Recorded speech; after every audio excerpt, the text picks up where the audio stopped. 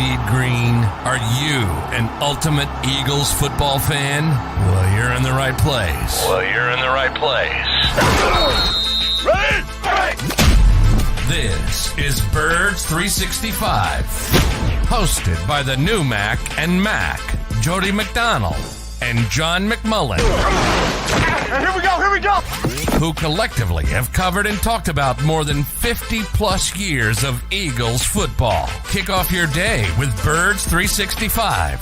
You'll get debate. We love to argue. You'll get the real story from inside the locker room. And you'll hear from some of the great football minds from around the region. You're about to become an Eagles insider. Get in the game. Join Jody Mack and Johnny Mack and join the football community that flocks to Birds 365. Birds 365 starts right now. Welcome to the NFL. Let's go! Let's go! Go!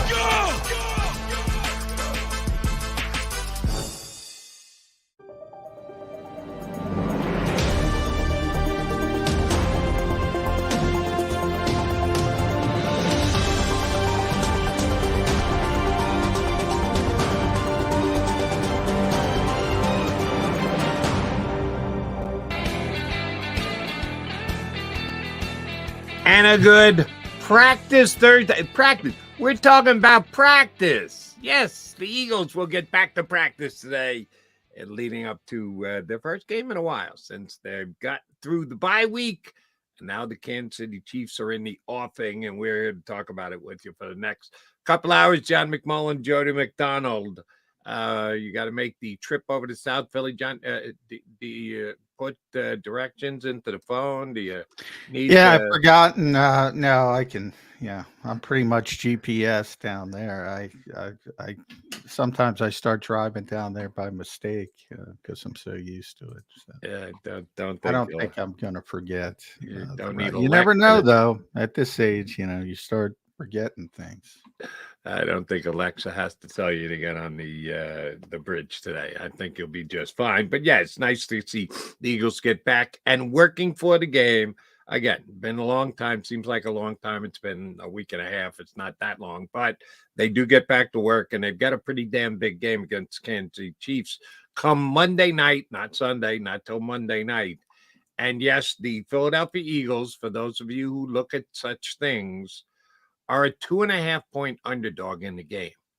It is the first time that they've been an underdog, John, since Tom Brady ousted the Philadelphia Eagles in the first round of the playoffs back in 2001. They were not an underdog for the entire 2022 season, including the Super Bowl. They were favorite in every single game that they played. So yeah, they still have a underdog clothing brand. And they the do. Head coach still wears the underdog hat all the time. Yeah, you know how I feel about that. Right. Make it up, though, if it works. When in doubt, make it up. Somehow you can spin it to fit your narrative. But they weren't an underdog at all, not once last year. And this is the first time this year. And you know what? I'm not upset that, but I don't think the Eagles should be upset by that. If they can play the underdog card, more power to them. It's a 2.5-point line, which means on a neutral field, the Eagles would be a 0.5-point favorite. So again, they're not taking a backseat to anybody, including Patrick Mahomes and the Kansas City Chiefs. John, there are a lot of matchups in this game, a lot of mano-a-manos between these two teams. Which is the most intriguing to you? Boy, I think the most intriguing is those Kansas City receivers, because it's, generally teams have been picking on the Eagles. That's where they've been picking on them. And I just don't think they can take advantage of it from Kansas City's perspective. So that to me, and plus how much does Bradley Roby help? We'll get a better indication. Again, he said he's going to be back, but as we've seen with players, doesn't necessarily mean he's going to be back, but I expect him back, and we'll get a better indication of practice today. So that to me is the most interesting matchup, because it's rare where Kansas City struggles in the passing game at times, certainly since Patrick Mahomes has gotten there, and the Eagles have, let's be honest, they've struggled pretty mightily in pass defense at times, and this is a chance for them to maybe gain some confidence, talking about the Eagles secondary, back seven as a whole.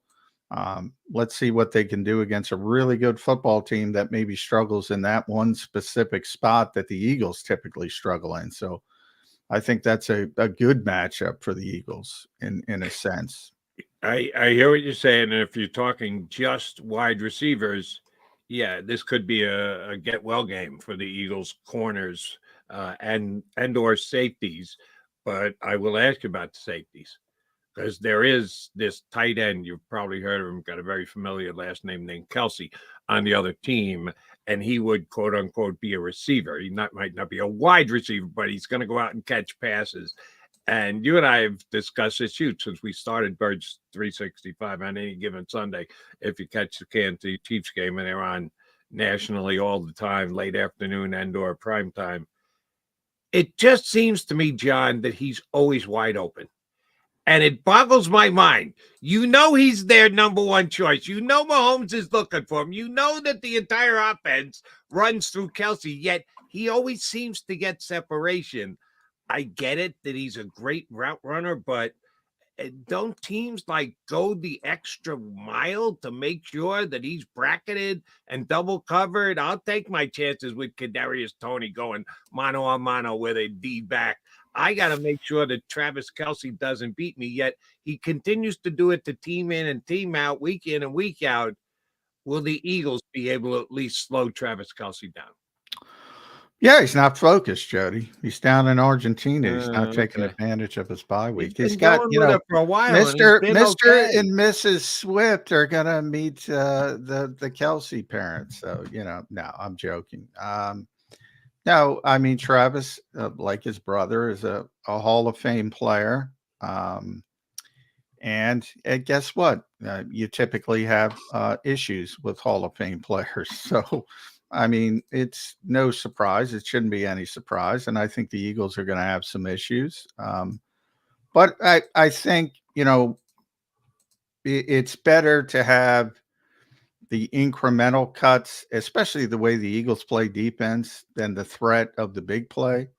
And not that Travis can't make big plays, but, with tight end and even the best tight ends, they're not going to gash you down the field like the best receivers. And that sort of plays into how the Eagles want to play defense schematically to begin with. And it could be, again, it could be a 10-catch game, but as long as you limit the yards after catch as much as possible. He's obviously a great red zone player, but Kansas City's been middle of the road as a whole as a red zone offense this year. So as long as you handle those two things, yards after catch, red zone, he doesn't turn into one of those 3 touchdown days, I think you're going to be fine. But he's a really good player. I mean, Patrick Mahomes, Travis Kelce, Chris Jones, those are the 3 dominant players in Kansas City, and they're dominant players for a reason. They're really, really good. It's never you're going to stop that guy. You got to stop Chris Jones. You got to stop Patrick Mahomes. You got to stop Travis Kelce. You try to limit it as much as possible, like the good NBA scorer. He's getting his. Try to make him work for it. Try to make him work harder. Try to limit it as much as possible. But good players, and that's an understatement, great players are great players for a reason. Kansas City was, or at least Travis Kelce was, held in check by the Dolphins in the Chiefs' last game. Now, it was an NFL Europe game. I don't know if everybody got up at 9:30 in the morning to watch it, but Kelce only had 3 catches for 14 yards. Eagles learn anything from the Dolphins? I know. Yeah, man. That's Vic Fangio. That's big. I'm sure they've learned some things, but look, if we don't know by now, we're never going to know. You can't, there's no, it's a week-to-week league, situation-to-situation league. If anything, if you have a great player coming off a subpar subpar game from his own standards, that's a bad sign to me because they generally don't tend to put together multiple games like that. So, I mean, the Eagles play a similar scheme. That's about all you're going to get from that. And yeah, I would lean in the other direction. I would think, Kansas City's going to overcorrect and get them the football early and often, potentially. No, if I were Andy Reid, that's what I'd be trying to lay out right here, right? Matt Nagy trying to, how can I get the ball to Travis Kelce upwards of 12 times in this upcoming game? That would be my game plan going in, but we'll see if the Eagles can actually thwart it. Full-blown practice today, right, John? Not a walk. Yeah, full-blown. No Thursday walkthrough, which would be a Wednesday walkthrough on a normal week. But the bye week, yeah, got to get them back out there. Get them some grass time, as Doug Peterson would say. And grass time left for a couple of guys is going to be pretty key. Will you know by the time they start to take some reps and some snaps and the like, whether Cam Jurgens is back in at right guard? Is that So if the ones run out, if Jurgens is in there, he's playing, he's starting? Yeah, pretty much. Offensive line is one of the easiest positions to, even though we don't get to watch a lot of practice. That's why we all knew Tyler Steen was starting before the bye, long before Nick Sirianni would want to admit it, because, Stoutland's, hey, if you're taking first team reps and combo blocks and individual drills, you're gonna be the guy. And I expect Cam to be the guy. So we should know that pretty quickly as they break off to individual work. That one's easy to judge. How they're going to replace Dallas Goedert, much more difficult, because we all just assume it's going to be Jack Stoll starting in his spot, but Stoll and someone else, Stoll in all the time, or more 4 wide receiver sets. How are the Eagles going to go about replacing Dallas Goedert? That we probably won't know until they take the field in Kansas City on Monday night, right? Yeah, no. I mean, and that's more about scheme, philosophy, targets, things like that. Jack's going to play the most. You can feel very comfortable in that assessment. But how do you translate Dallas's targets and opportunities and impact on the passing offense? That's the bigger question mark, and that we won't know. We can learn a little bit from last year. Last year, the targets went up for Stoll caught 7 passes. Calcaterra caught, and this is over 5 games. Calcaterra caught, I think, 4 or 5, somewhere in that range. So they weren't throwing the ball to the backup tight ends. They really uptick Devontae, uptick in Quez. So they went in that direction. This year would be Devontae and Julio Jones, and that's how I expect it to go.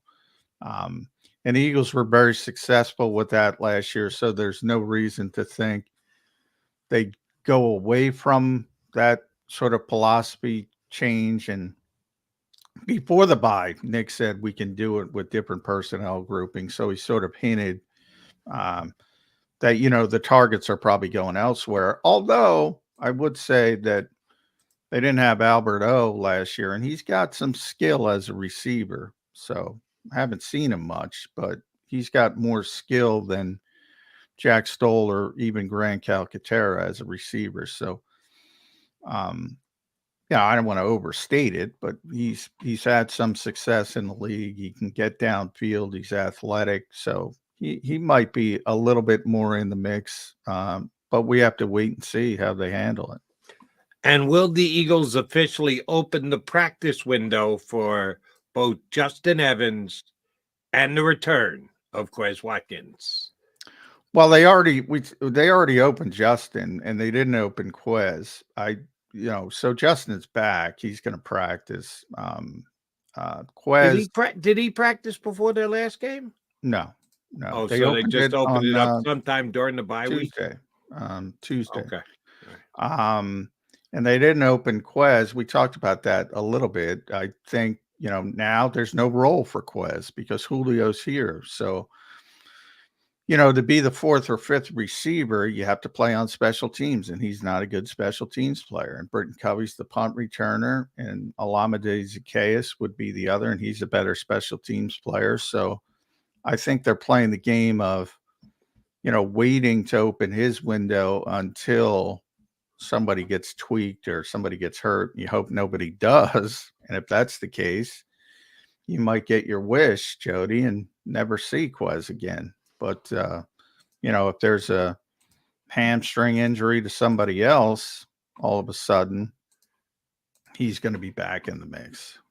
All right, last thing, and we're going to punch up Martin Frank in just a second. We haven't had Martin on in a couple of weeks. Looking forward to talking to Mr. Frank.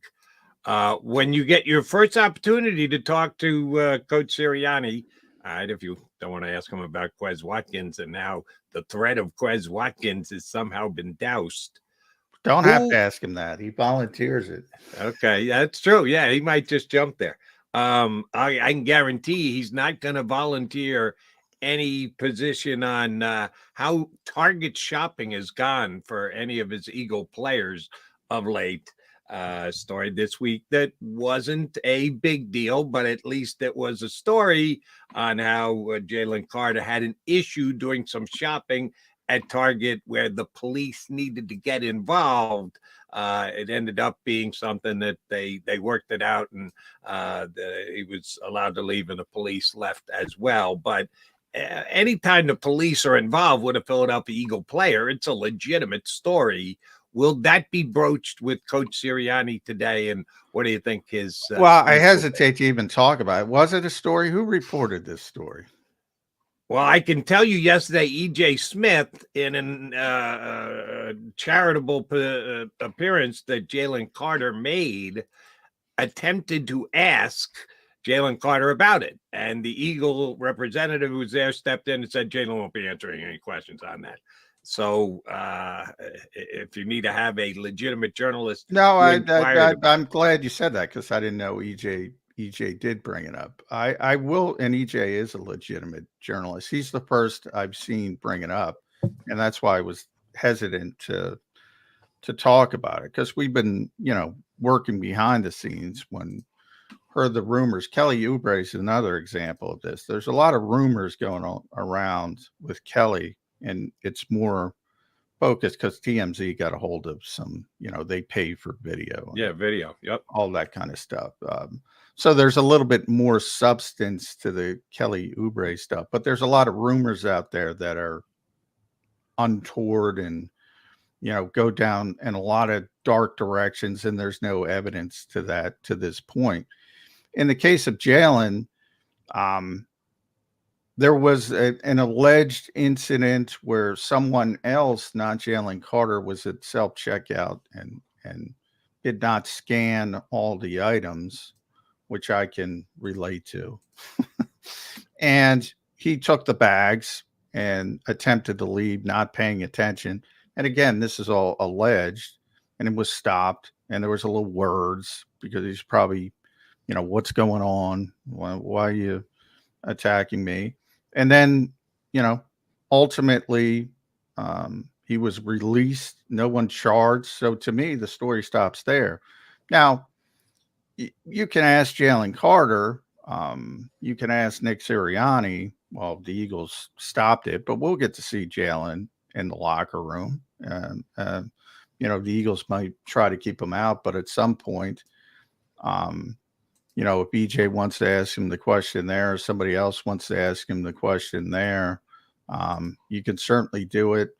I can tell you, you're wasting your time with Nick on the podium. We work behind the scenes. So, and if there were any police report or any obviously arrest or any angst in that direction, it would be a legitimate story. I don't know if somebody failing to scan at self-checkout is a legitimate story, but some people do, some people don't. But me personally, I'm not going to waste my time with the head coach in a press conference because it's not going anywhere. Yeah, I would say if the police need to be called into the store, then it's a legitimate story. It has ended. As like I said, no actions were taken. It's over and done with. Hopefully, there's no revisiting or no repeating of the actions. But I do think if that's what's transpired and there's enough report, like I said, I don't think EJ Smith would attempt to ask a question if his sources didn't tell him. At least the police were called to show up at the store. That makes it a legitimate story. A big story, no. Something that will have lingering effects. You have to hope not that that's not the case. But I do think if the police are called, that makes it legit, at least in my eyes. If you say, not even going to bother with Sirianni because we know what the answer is going to be, and we've gotten our answers behind the scenes off the record. No, that's I should say, in today, I'm not even going to bother with Sirianni because we've already done this work behind the scenes, and we already have the sort of indication of which way it's going to go. I'm not saying, well, we're going to take it at Nick Sirianni's word. I'm just saying it's not valuable to waste particular time, especially on this week. This is the kind of story that, you're only going to, now, sometimes you want to get somebody on the record when there's a legitimate story. Sometimes you want to, what the answer is going to be, but you want to get somebody on the record. Right. That to me is not the case in this particular story. Look, I mean, Jalen's, I don't know, 6'4", 320 pounds, people get spooked at big people. I don't know. The bottom line is self-checkout. Somebody didn't run a banana through self-checkout. I realize this history. I realize some people are going to say, oh, and then he's doing a charity, and people have said that to me. Well, then he's out doing charity Thanksgiving work. That was scheduled before the incident. It was scheduled for a long time. So that there's nothing to that part of it as well. No, I give him credit for going out. If this was something that was actually a potential problem going forwards, you kind of come up with sniffles and you can't make it to that thing. The fact that he showed up and did it, something that he had already committed to and he stuck to for a good cause. Good on Jaylen Carter. I give him props for doing that yesterday. Yeah, and I don't give him props or not. I mean, it was. I'm just pointing out it was scheduled before because a lot of people brought up to me, well, they're trying to do, deodorant. That's what you're saying. They had to get him out. Oh, okay. Yeah. I didn't even think along those lines. Well, no. I only bring it up because some people said, oh, look what they're doing. They're trying to get him out there, trying to make him look good, and that was scheduled long before the incident. Exactly. People, as I said, if there were a police report, if there were an arrest, even a point where, the worst part of this was that, he probably could have been nicer to the security people from what I was told. And okay, if you want to kill him for that, feel free, I guess. No, but I think it's a story of note. Not changing the outlook of the Eagles, not changing my outlook on the unbelievable rookie season he's had. But if the police are summoned to be involved, I don't think you can just pretend that it didn't happen. All right, he's McMullen on McDonald. That makes it Smack and Mac Birds 365. I see. Oh, I guess he's got his camera up and running. I was told that Martin Frank was having camera issues, but we're going to see his smiling face and hear his pleasant voice and his insight on the Philadelphia Eagles next here on Birds 365.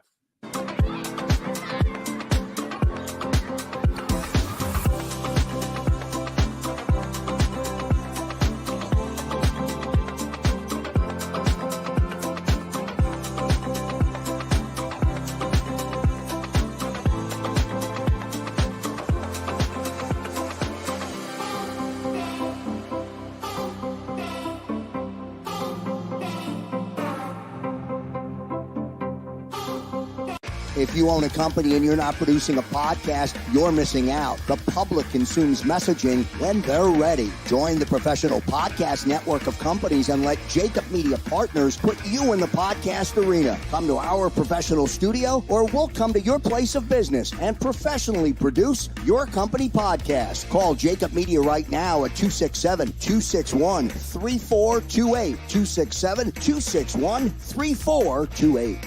My name is Dr. Bruce Grosinger, and I'm the medical director of Philadelphia PRP and Stem Cell Institute. I'm reaching out to those who suffer from spine and joint pain. We use treatment methods that require no surgery, no scalpel, no drugs. Running, walking, or whatever your desires are, Dr. Grosinger is where you need to come. You can benefit from the same PRP and stem cell treatment as Wilbert Montgomery. Call us now at 610-222-5675. We're here to show you a better way to spend your state income taxes and get the money to where it's needed to most, to the thousands of qualified kids. What we like about Blocks is they really know where the need is. This program ensures that their dollars come 100% into these kids for their tuition assistance. If you are able, Blocks makes the EITC piece go very quickly and very smoothly. Turn your PA state tax liability into need-based scholarships and receive a 90% tax credit. Underdog Fantasy has a way for you to play alongside your favorite football team all season long with their Fantasy Pick'em game. You pick between 2 to 5 players, select whether they'll go higher or lower on one of their stats, then do what you usually do on a Sunday, watch the games. You can win up to 20 times your money in a single game by going 5 for 5. It's a fantasy game, and the Sports Betting Show wants you to get involved. Go to UnderdogFantasy.com. When you sign up, use the promo code WIN, and Underdog will double your first deposit up to $100. That's UnderdogFantasy.com. Use the promo code WIN.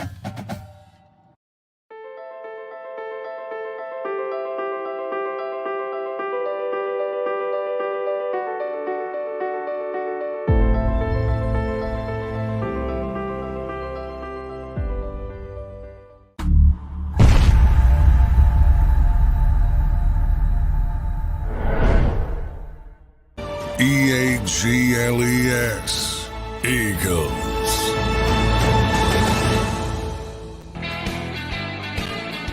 Birds 365 here on the JAKIB Media YouTube channel. Just start pounding that like button. Martin Frank is in the house. Come on. That means you have to hit the like button. You have the Delaware News Journal.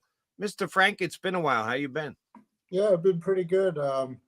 Just coming off the big bye week, spent most of it learning all the Taylor Swift songs, so I'll be ready. Right? Get ready for the Kelces to meet the Swifts out in Kansas City, Martin. That's the big story. Forget about the game. Well, which Kelce Swift are we talking about? Jason and DeAndre, or Travis and I forget her name? That would be Taylor, in case you're wondering. Right. Yeah, she's kind of a big deal. If I'm not as keen on her entire body of work of songs either, but I do know who Taylor Swift is. I want to reference one of our streamers here. Made a specific point here in the last couple of minutes. I want to ask it of you, Martin Frank. Sure. Bobby Murphy says, hopefully our Eagles can steal a win in Kansas City on Monday night. If the Eagles win on Monday night, will it be stealing a win?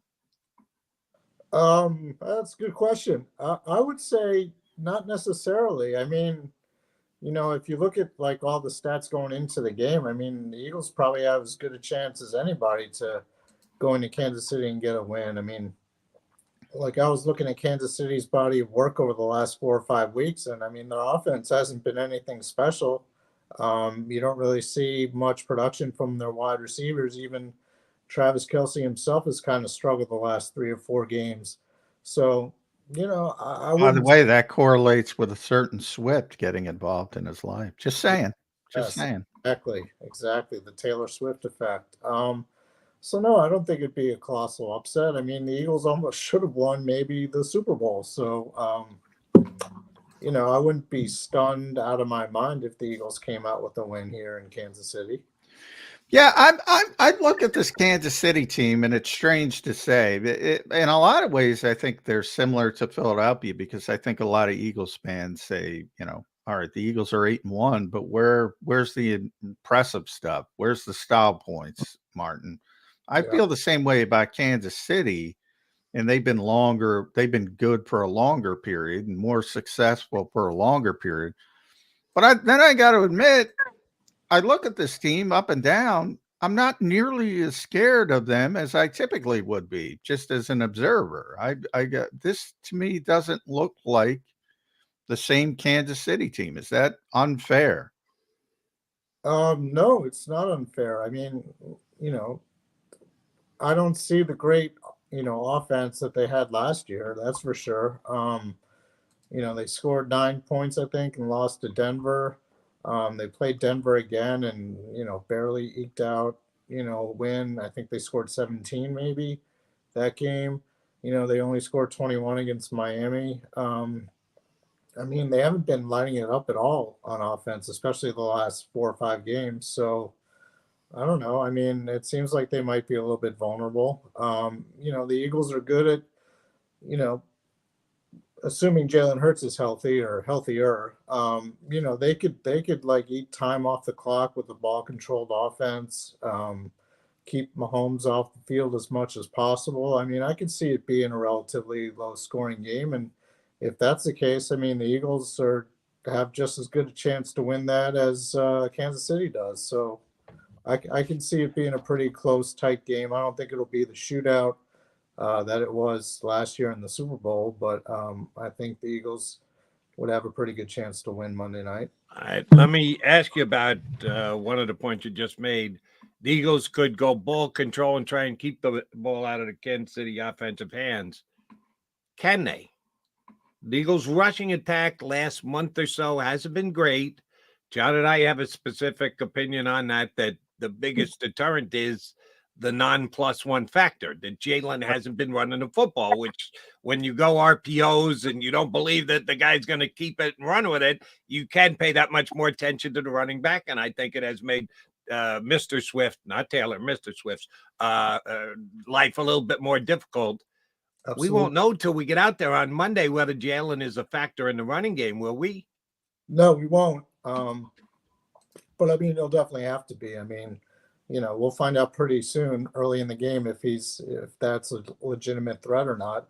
And also, I think another factor which will definitely help the running game is, I'm assuming, the return of Cam Jurgens at right guard. If you look at the numbers, from when he played the first 4 games, I think they were averaging 165 yards a game on the ground. I'm sure a lot of that had to do with Hurts being healthy too. But, those two factors together, I think, will definitely help the Eagles running game.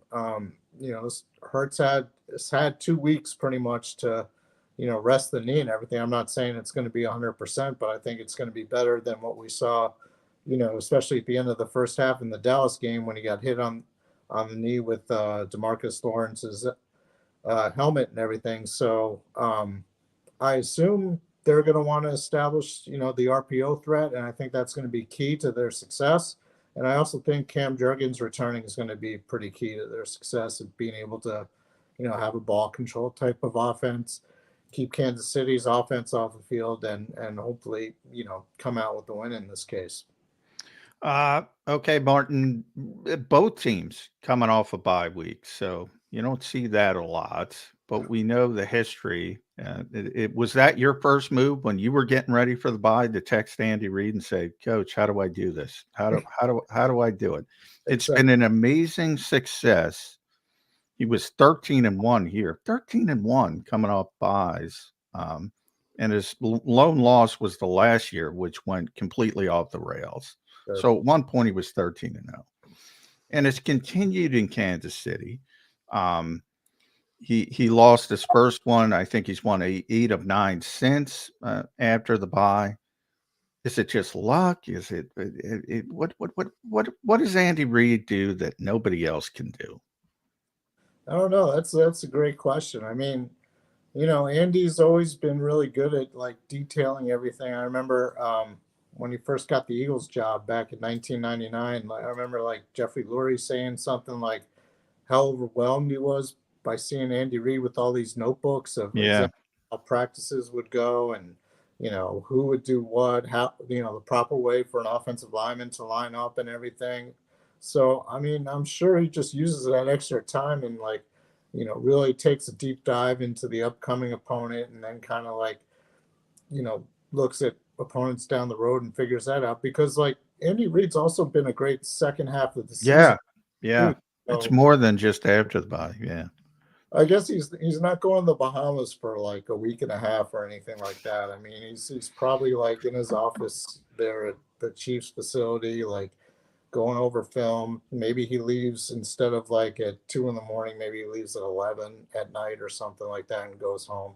You know, gets a couple of extra hours here and there of rest. But yeah, I mean, you know, Andy Reid's a Hall of Fame coach for a reason. I mean, the guy knows what he's doing. He's known what he's doing for the last, 24, 25 years. So, you know, I'm sure he'll have a great game plan. I'm sure he'll know everything there is to know about the Eagles and how they run their offense and defense and, you know, best ways to exploit them. I mean, you know, we saw that in the Super Bowl with the fourth quarter touchdowns. He knew exactly, you know, the kind of defensive alignment the Eagles would be in. And they had, you know, the two guys wide open for, you know, touchdowns from the 4 and 5 yard line. So I'm sure he'll have a pretty good game plan for Monday night as well.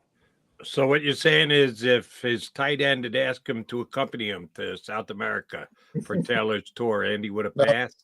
You're probably right about that. He had prepping to do for the return after the bye. All right. Here's a question that I have, Martin, that I don't know the answer to, so I need your help. The Kansas City Chiefs are the least sacked team in the National Football League. Patrick Mahomes has only been sacked 12 times all year long. And we've seen a team, the Washington Commanders, say, oh, yeah, we're just not going to let you sack it. We're going to get the ball out of the quarterback's hands so fast that your speed rushers on the outside, as great as they are, just aren't going to be able to get there because we're not going to give you a shot at it. That's been part of what Kansas City's done this year. Improved offensive line play, better tackles than they had last year in the Super Bowl. John said he's not even sure this team is as good as the one that won the Super Bowl last year. I think they're better along the offensive line. That's why Mahomes only has 12 sacks. How did the Eagles combat that? Do they just stick to their Fangio philosophy of, yeah, we're just going to let you dink and dunk us underneath. Go ahead. We'll tackle you. We'll stop you. We'll not let you go big plays against us? Or do you think that because the defensive coordinator has shown the ability to at least try some different things every once in a while, blitzes, bring a linebacker, Nick Morrow, another 3-sack game, how will the Eagles put pressure on Patrick Mahomes? Yeah, I think yes to all of that. I mean, whatever, they're going to try a bunch of stuff, and whatever works, they're going to stick with it. I mean, if it's a case where, like, I can see even Hassan Reddick like dropping into coverage if Mahomes is getting the ball out really quick. That will not go well with Eagle Nation. No, but they hate when that happens. Gotta throw a curveball. Like, why not have like Hassan Reddick like fake that he's going in, you know, pick up the tight end if he's lined up over him, and, you know, try to make a play there. I mean, I would think anything is possible in this case. I mean, the Eagles have had 2 weeks to prepare too, so, you know, I'm sure Sean Desai might come up with a wrinkle here and there to kind of keep Mahomes off balance. I mean, it's hard to keep Mahomes off balance because he's seen pretty much everything, but you know. Now there's a mentality, and you know this, Martin, around the Eagles fan base that the Eagles were the better team. By the way, I agree with that in Super Bowl 57, and they were outcoached by Andy and Steve and Eric Bieniemy at the time. That's sort of the narrative. You mentioned the 2 blown coverages. You know, NFL Films, as they always do, had the great mic'd up of Patrick Mahomes. Chiefs weren't even in the right formation for the Sky Moore touchdown. He was adept on his feet to say, "All right, we're gonna make this work," and he changed the play on the field. Got everybody on the same page in that limited amount of time. and it worked out for the Chiefs. My main thing is they got beat by a Hall of Fame quarterback making on-field, just brilliant sort of pivot in a high leverage situation. Is it overstated that Andy Reid, we know how Nick Sirianni feels about when the other coach gets all, whether it's Mike McDaniel, Sean McVay, he takes that to heart. You think he's a little bit more fired up for this game because he wants to prove he can beat the great coaching staff of Andy Reid? Steve Spagnuolo now would be Matt Nagy instead of Eric Bieniemy. Yeah, I mean, probably. Nick's a prideful guy. Like the stats are out since like the start of the 2022 season. He's got the best record of any coach in the NFL, and since 21, maybe I think Andy Reid's the only one with a higher percentage. I mean, Nick knows all those stats. I'm sure he wants to establish himself as like, hey, I'm the best young coach in the NFL. I can beat Andy Reid. I mean, I'm sure that plays into it. Nick's a prideful guy. I mean, we've seen that. Whether it's the beat Dallas shirt 2 years ago that kind of like didn't work out or whatever, but him going into the stands after they beat the Colts, to kind of get back at them firing Frank Reich. We've seen like Nick Sirianni has. So yeah, he knows he's going again up against Andy Reid, a Hall of Fame coach, and Reid kind of got the best of him in the Super Bowl, and Sirianni wants to say that, hey, we're right there too, and we can beat you guys just as much as you guys can beat us. So what do you think Sirianni's message is this week? And it'll be multifaceted. I just saw a clip from Jason Kelce talking about he thinks Nick Sirianni, who played for Andy Reid and Doug Peterson and Chip Kelly, he said that he thinks Sirianni is the best individual, personal relationship coach that he's ever played with, that he works the rooms and he knows how to prep guys and he knows how to run a meeting, and that's a main reason for his success. What's his main message going to be? It'll be many things, but one has to be top above all others. What do you think he taps into? Revenge, Andy Reid, Mahomes and Jalen doing battle for the MVP. There's a lot of different ways you can play that this week. Yeah. They create the underdog. They're the actual underdog by 2.5 points. How do you think, what's the main motivational chord that Nick Sirianni is going to hit this week? Well, I think he kind of has to be a little bit careful not making this game bigger than it is. You often hear the adage like, if you lose this game, don't lose it twice. You know what I mean? Like if you gear up and make this game everything and then you fall short, well, you still have Buffalo on a short week, on Sunday back home. And then the week after that, you have San Francisco in an NFC Championship game rematch. And then the week after that, you've got the Dallas Cowboys down in Dallas, who obviously want revenge after the way they lost the last game. So yeah, I mean, it's you can't make this whole game the season.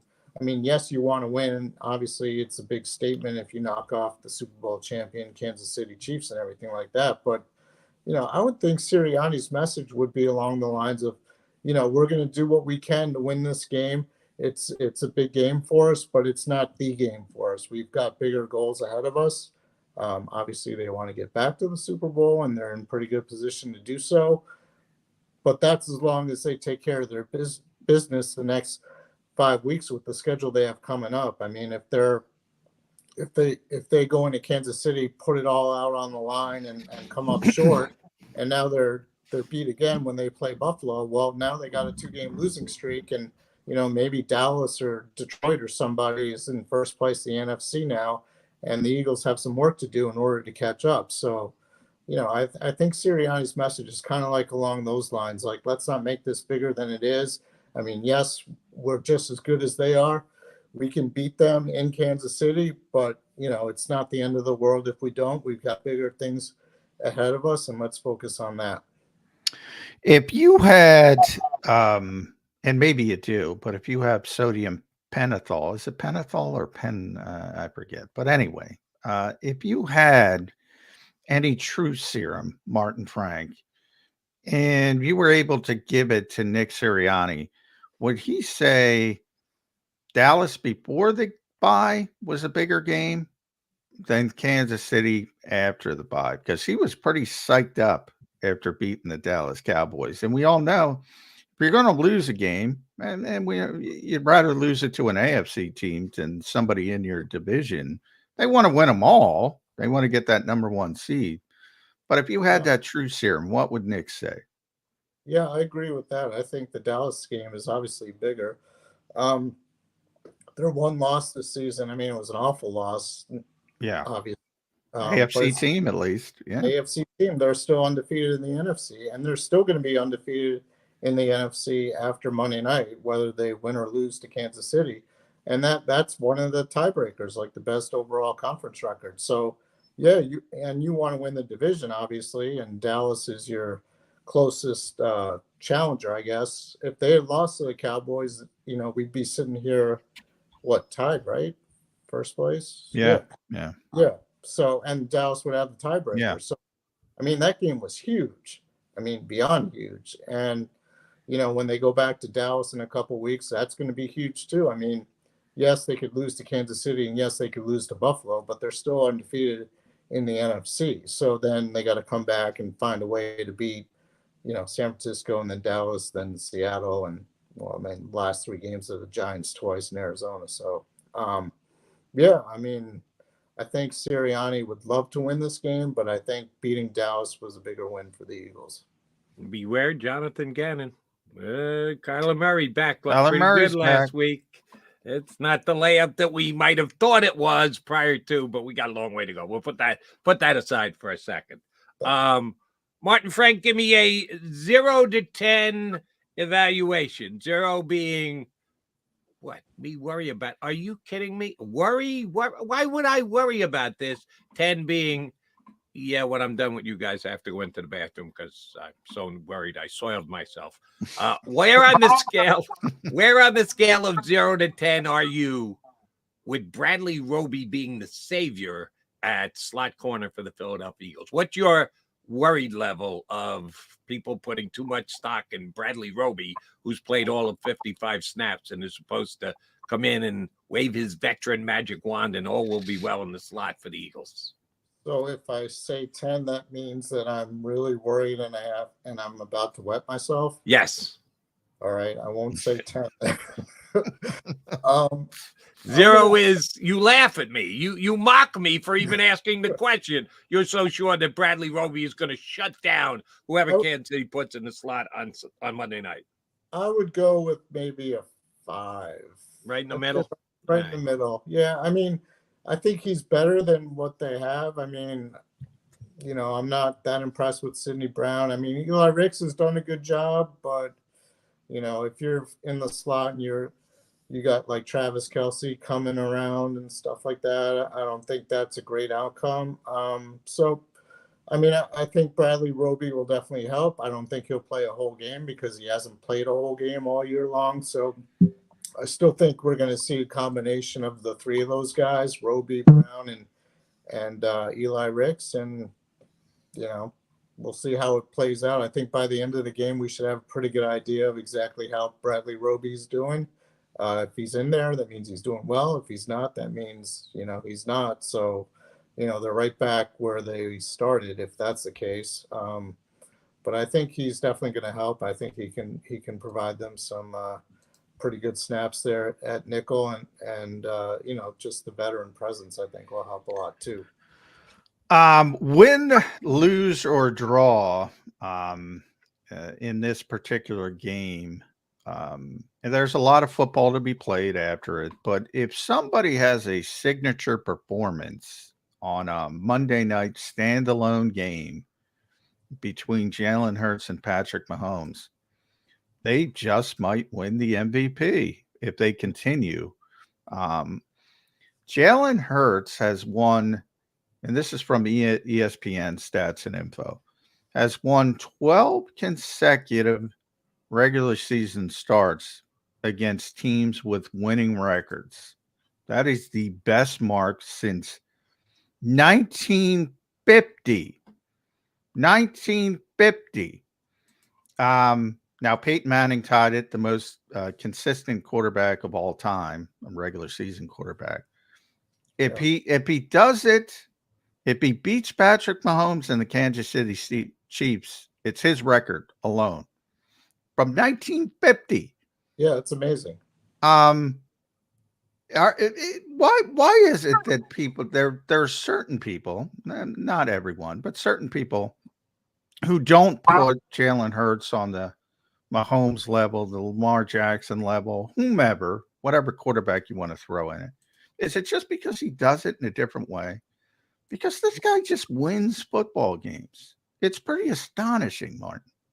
Yeah, I mean, it is astonishing. Like, and not only that, he's 25-2 in his last 27 regular season starts. I think 25. Kind of lose track sometimes, but yeah, I mean, it's astounding just some of the things he's doing, and not all those games are great or pretty. No. But he finds a way to win. Like,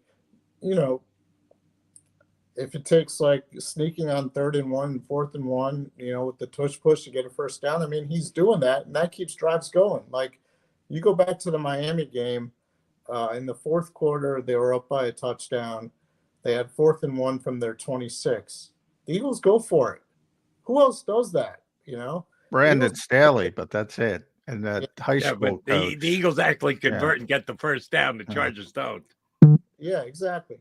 But I mean, that's my point. Like, typically every team punts there. Miami has a chance to tie the game, and maybe they do because they have a great offense with Tua and everything. But the Eagles get the first down, so they keep the drive going. And then they face another 4th and 1 from the 37, I believe. They go for it there too, and they get that first down. They end up scoring a touchdown, and all of a sudden they're up by 2 touchdowns, and the game's over. I mean, it wasn't anything beautiful that Hurts did. I mean, he converted 2 4th and 1s with his, tush push sneak and everything. But I mean, that kept the drive going, and that's how they won that game. There's so many examples like that, like through the years and everything, that, you just find a way to win, and certain people are wired that way. And that's, that's the magic of Jalen Hurts. I mean, it doesn't have to be pretty. We saw some games where he's run the ball for over 100 yards, but only thrown for like 150 passing, and they still win. And we've seen other games like recently where he can't really run, but he throws for 300 yards and they find a way to win. So, it's kind of like whatever it takes, he finds a way to do it. And there's definitely something to be said for that. Agreed. I don't think you got it all. But let me ask you this, Martin. Who played better in the Super Bowl last year? Jalen Hurts or Patrick Mahomes? I think Jalen Hurts did. So do I. Who is the MVP? Patrick Mahomes. Because so the outcome of the game this Monday night will determine who the favorite is in the MVP going forward. Even if Mahomes puts up better numbers than Jalen does on Monday night, if the Eagles win the game, I'm telling you, Jalen's going to jump him and be the lead candidate as per the betting markets for the MVP. They do. Those who say winning is not a quarterback stat, bullshit.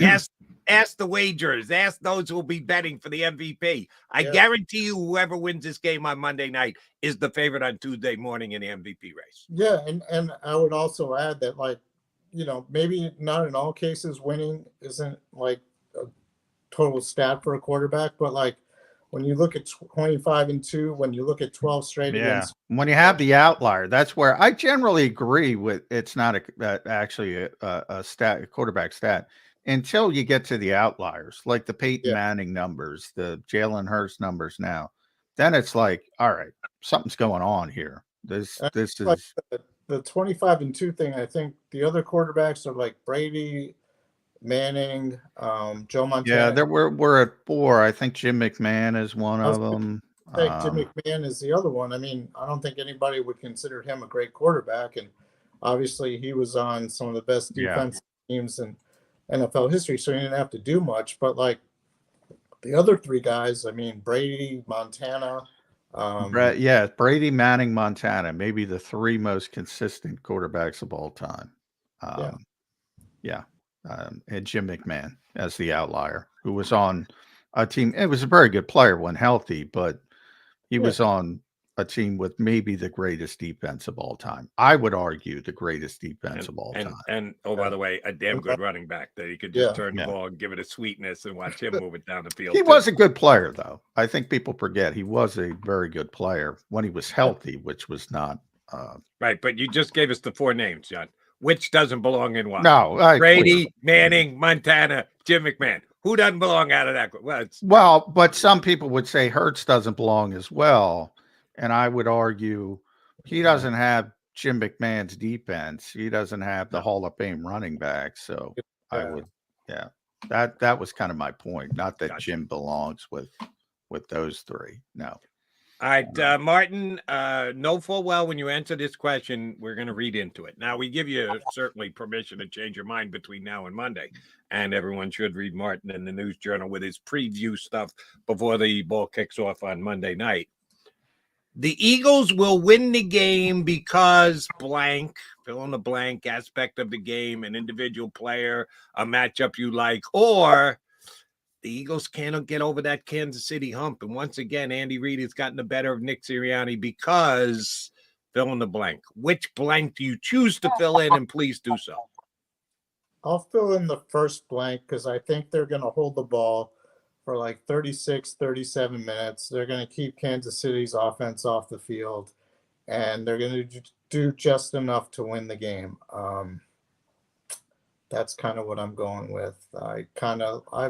I did like last week or earlier in the week, a second half preview, and I went game by game and stuff, and I predicted this game to be a victory for the Eagles. And how many you got? How many wins you get to, Martin? 14. 14.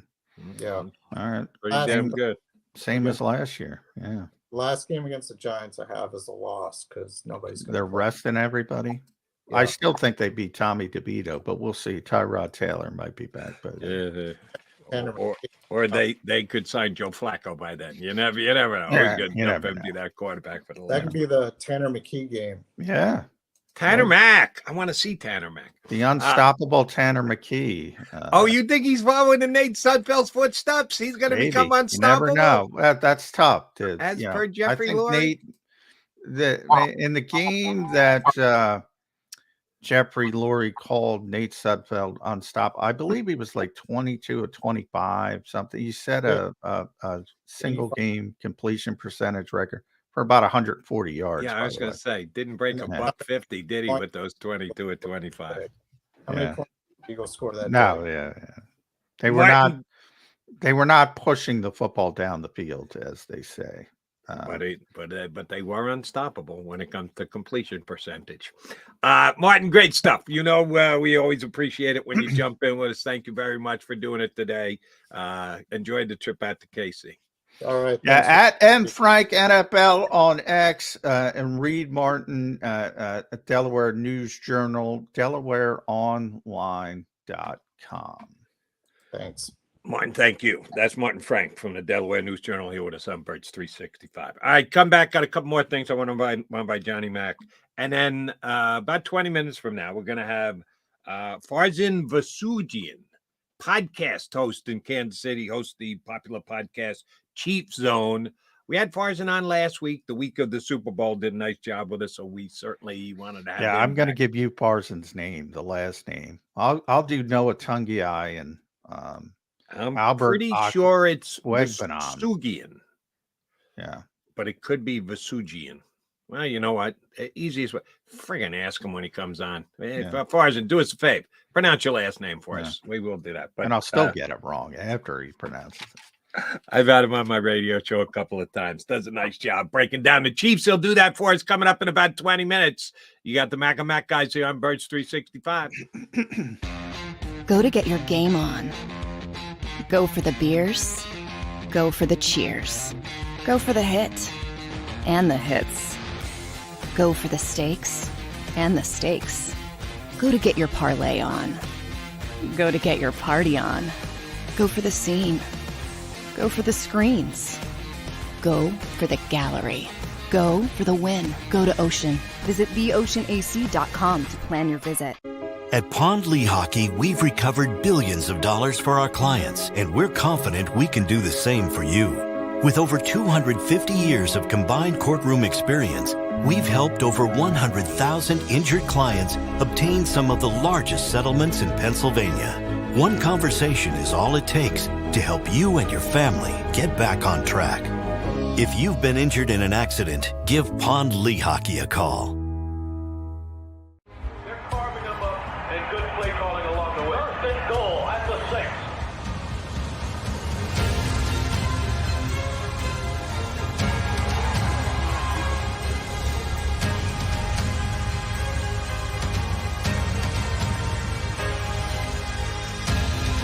On the field of life, First Trust Bank is there for you.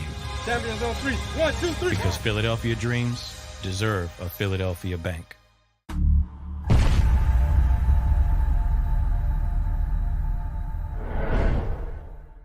We're here to show you a better way to spend your state income taxes and get the money to where it's needed to most to the thousands of qualified kids. What we like about Blocks is they really know where the need is. This program ensures that their dollars come 100% into these kids for their tuition assistance. If you are able, Blocks makes the EITC piece go very quickly and very smoothly. Turn your PA State tax liability into need-based scholarships and receive a 90% tax credit. Underdog Fantasy has a way for you to play alongside your favorite football team all season long with their fantasy pick'em game. You pick between 2 to 5 players, select whether they'll go higher or lower on one of their stats, then do what you usually do on a Sunday, watch the games. You can win up to 20 times your money in a single game by going 5 for 5. It's a fantasy game, and the Sports Betting Show wants you to get involved. Go to UnderdogFantasy.com. When you sign up, use the promo code WIN, and Underdog will double your first deposit up to $100. That's UnderdogFantasy.com. Use the promo code WIN.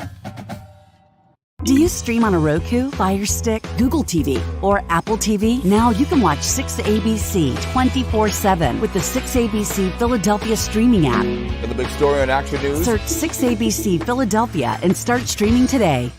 EAGLES, Eagles.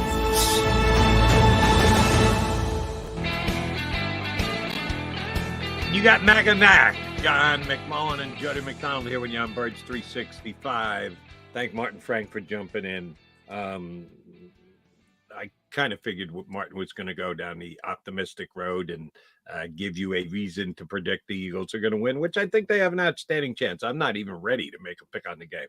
So if I ask anybody ahead of time, that's why I always say, hey, you got to check back with what their opinion is on Monday, because a lot of stuff can go down between now and Monday. Johnny Mac may be here tomorrow with me on Birds 365 breaking a story of something that happens in practice, a surprise one way or the other. So these teams are too closely matched to be making predictions ahead of time with the possibility of certain things changing between now and then. Here's what I don't know about come Monday, John.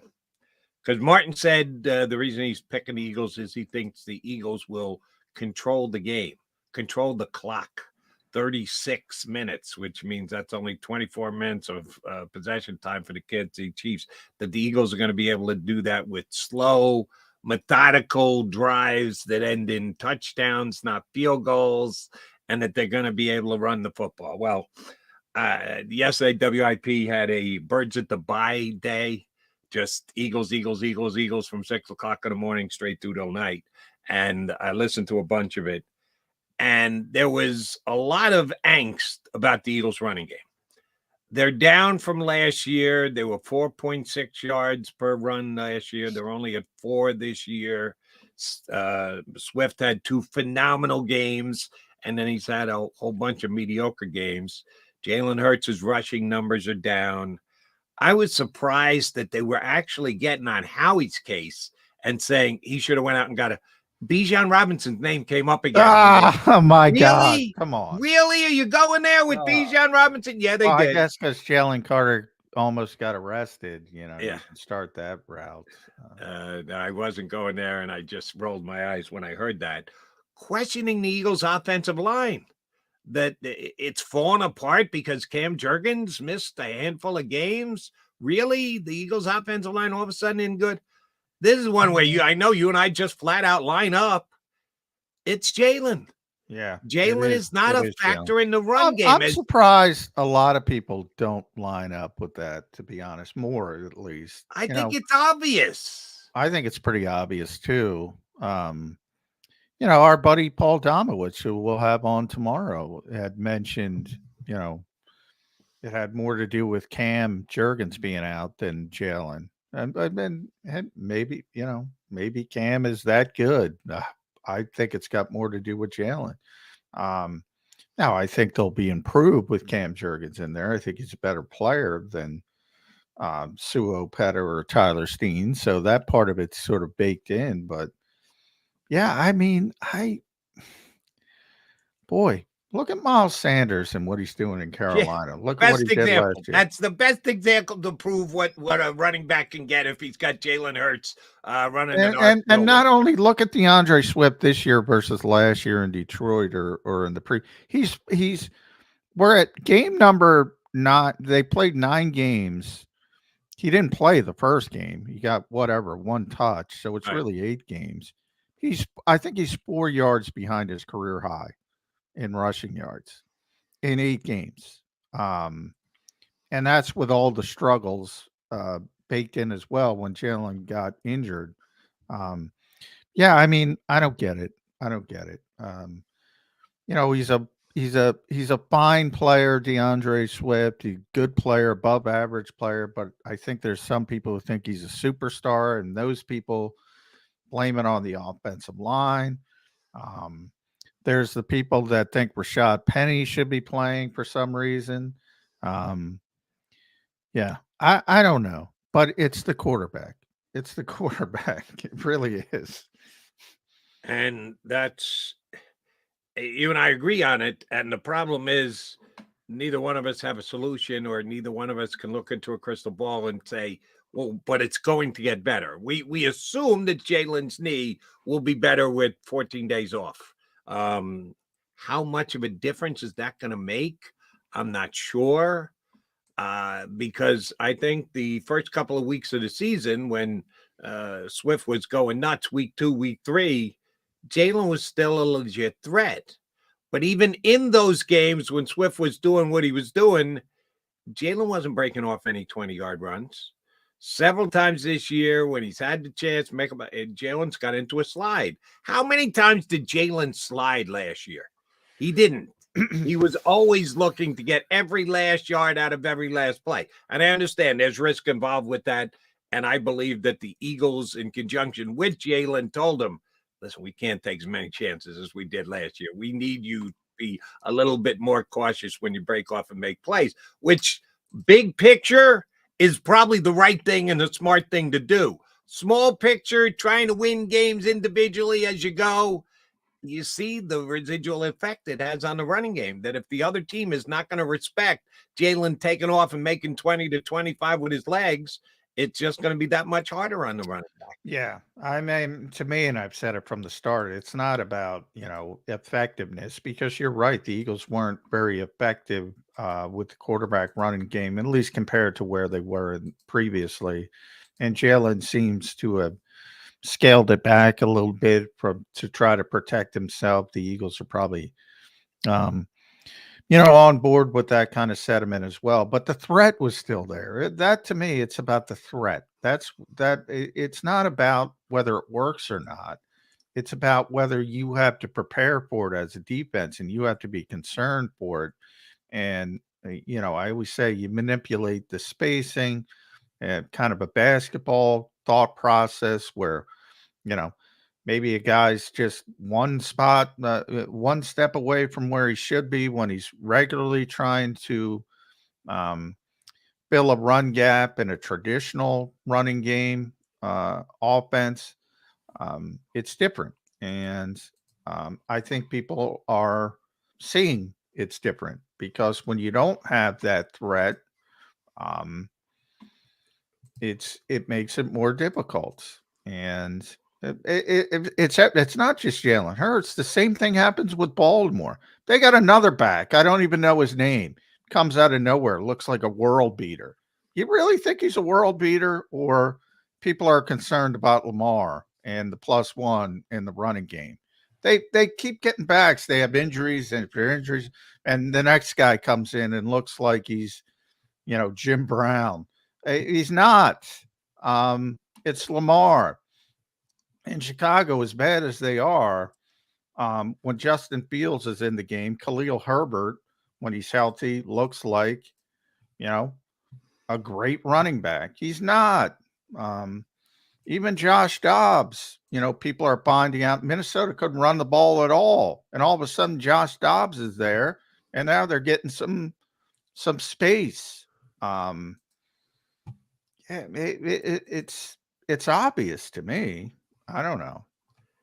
It is. And you know who Keaton Mitchell is, the kid you're talking about, who is he looks like a world beater, Jody.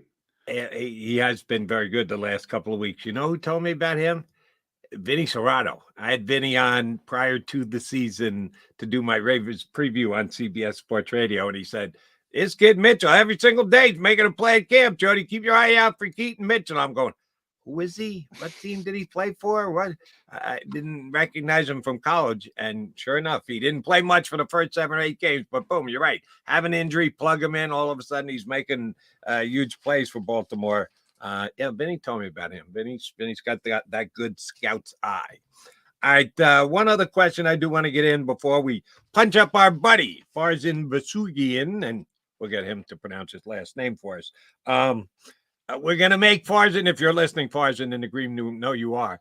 Check that 10-day forecast, because at least mine says the slick fields. Rain Saturday and Sunday. Stopping by game time. Should not be raining when they're actually playing the game, but is Kansas City even going to put a turf down? Do they want to just let the field get soaked so that it is like the Super Bowl, so the Eagles speed rush can't get there? No, I have never complained about that. I will not start today. I didn't think you were, but I have heard, believe me, I've heard a lot of it since the Super Bowl last year, but it's not going to be a fast track.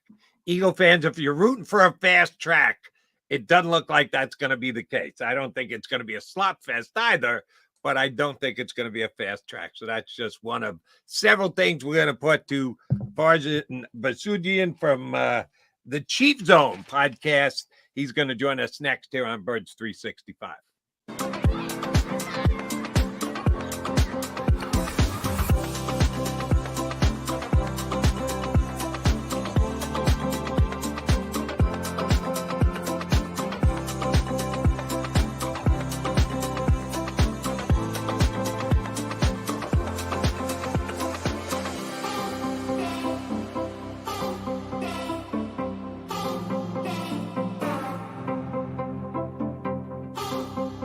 If you own a company and you're not producing a podcast, you're missing out. The public consumes messaging when they're ready. Join the professional podcast network of companies and let JAKIB Media Partners put you in the podcast arena. Come to our professional studio, or we'll come to your place of business and professionally produce your company podcast. Call JAKIB Media right now at 267-261-3428. 267-261-3428.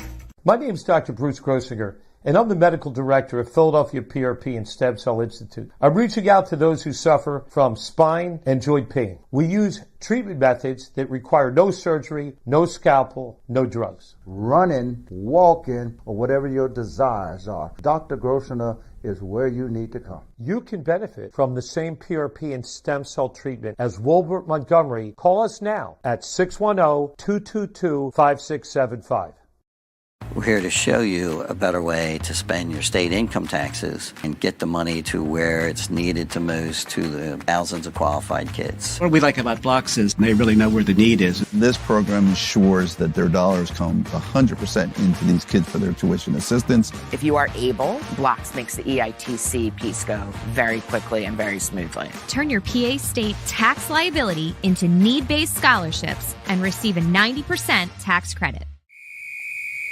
Underdog Fantasy has a way for you to play alongside your favorite football team all season long with their fantasy pick'em game. You pick between 2 to 5 players, select whether they'll go higher or lower on one of their stats, then do what you usually do on a Sunday. Watch the games. You can win up to 20 times your money in a single game by going 5 for 5. It's a fantasy game, and the Sports Betting Show wants you to get involved. Go to UnderdogFantasy.com. When you sign up, use the promo code WIN, and Underdog will double your first deposit up to $100. That's UnderdogFantasy.com. Use the promo code WIN.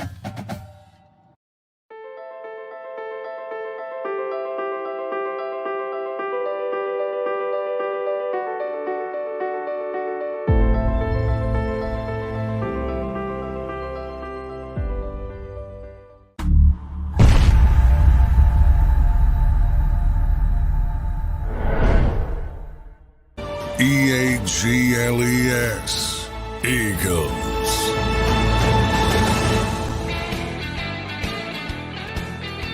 Appreciate you streaming in here on Birds 365. We got the big game coming up against the Chiefs on Monday night. Here to give us a Kansas City perspective from the Chiefs Zone podcast is our next guest, who's going to pronounce his own name for us so we don't botch it when we say hello to him. Farzine, Soft G, Hard G, Vesugian. How we doing this? Farzine Vesugian. Nice. Farzine Vesugian. All right. Hard G and Farzine. Thank you very much for hopping in, Farzine. Absolutely. Here's where I want to go first with you, and I bet you didn't expect this question because I follow you on Twitter. You're also associated with SeatGeek. How many Eagle fans have gotten tickets for this game? We like to brag here in Philadelphia that we're one of the best traveling fan bases on the planet, but Kansas City is a damn good home field advantage. They don't give their tickets up easily. Following your SeatGeek info, how green can this crowd get on Sunday at Arrowhead? Yeah, I can't say I'm too familiar with the with those insights there, but I will say this: I was at Arrowhead for the season opener against the Detroit Lions, and there was a lot of blue there, and I know there's been a lot of hype surrounding the Detroit Lions this year. So obviously the Eagles, much better football team, although I think Detroit's not too far this season. I mean, they're up there as one of the best. But I think, given how good the season the Eagles are having, best record in the NFL right now, I think you can definitely expect some green in the crowd. You're going to see some Christmas colors in the stands. Yeah, green and red. A lot of red, though. There's going to be more red. It's not going to be a takeover situation. You can't do that in Kansas City. Those Detroit bands, Barzine, they're underrated, man. I went there last year. They were fired up to play the Eagles. They've been so desperate for a winner. I guess they're pretty psyched up. But and they have a very good team. But obviously, rematch of Super Bowl 57. We'll focus it on that. I think these two teams are unique because they're in similar situations. They're both number one in the conference again. And I think both fan bases, I know the Eagles fan base, they're like, oh, the Eagles are 8-1, and they want the style points. Are the Chiefs getting that in Kansas City? They're 7-2, but they don't look like the Chiefs normally look. Are they getting that? No, not at all. Wow. It's been a big topic of conversation. I think, and for anyone who saw the week 1 game against Detroit, it was not pretty on offense. And it had nothing to do with Travis Kelce being unavailable for that game. Just drop passes. One of them, Kadarius Toney still dropping. Yeah.